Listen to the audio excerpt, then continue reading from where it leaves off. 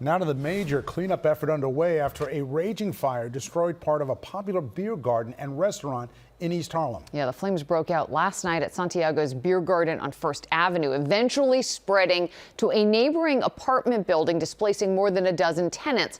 Along with the physical losses, the beer garden's owners say that the fire may interfere with efforts to help others in need as Thanksgiving approaches. Eyewitness News reporter Crystal Cranmore live in East Harlem with the details. Crystal.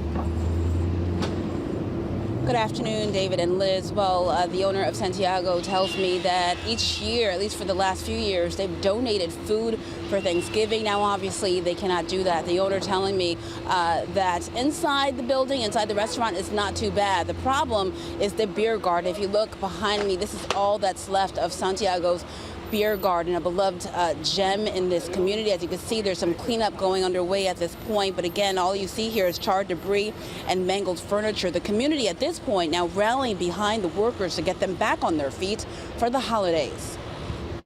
Santiago's beer garden in East Harlem was reduced to ashes after this ball of flame sent patrons and workers oh my God, scrambling to safety around 6 o'clock last night. it started small and then it just, within a matter of 2 minutes, 3 minutes, it was already up. Me and a customer tried to put it out, but we really couldn't do much. How did you try to put it out? Fire extinguishers and stuff, but it was just spreading really rapid.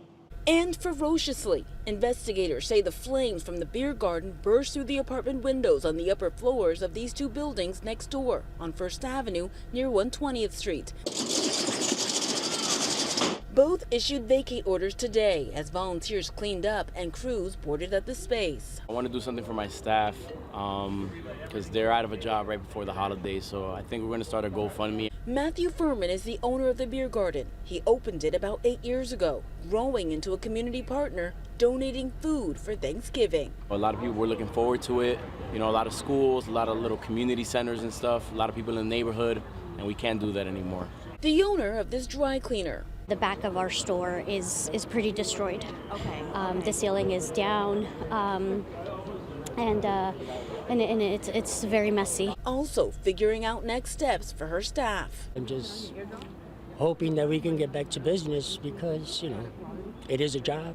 A community effort is now underway to get workers back on their feet for the holidays. It wasn't just a restaurant for everybody that worked there. Everybody was basically like family. The restaurant is gone, but we're all still here. We still have our lives, so I think we'll be able to just, be able to move forward.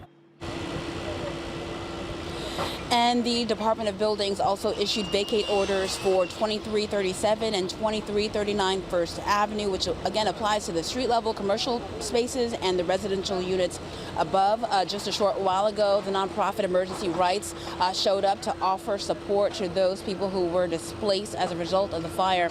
At this point, we know that investigators are investigating whether the fire started in a trash can outside the beer garden. For now, we're live in East Harlem. Crystal Cranmore, Channel 7 Eyewitness News.